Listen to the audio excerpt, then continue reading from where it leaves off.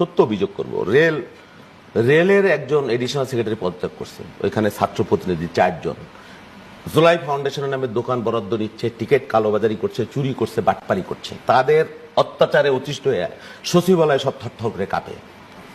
বিএনপির নাকি সরকার। আমি তো বললাম এক একটা করে, এই যে তানভীর ডিসিএসপি নিয়োগে 400 কোটি টাকা মাইরে দিয়ে চলে গেছে, 9 মাসের একটা ছেলে, বাচ্চা ছেলে বলবো না এদেরকে, এটা তো অনেক অভিজ্ঞ, অনেক অভিজ্ঞ। বিএনপির শিখায়, বিএনপি নাকি দখল করে আছে। এনসিপি যে কয়জন মানুষ এনসিপির প্রত্যেকের আপনি খবর নেন, এরা থাকতো হলে মেসে কয়দিন আগেও। 9 মাসে তারা আলাদিনের চেহারা খুলে একটা পরস্পর বিএনপির জ্ঞান দেয়, বিএনপির ভবিষ্যৎ বলো না, বিএনপি হঠকারিতা করে। আপনি কোথায় যাবেন? হাসবো না কাঁদবো এই কথা শুনে। আমি বলি শোনেন, 16 বছরে বিএনপি কেন করে নাই?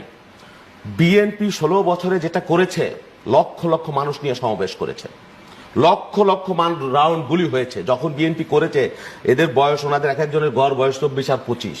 আমরা 17 বছর আগে শুরু করেছি, তখন তাকে বয়স ছিল 5 আর 6 আর 7।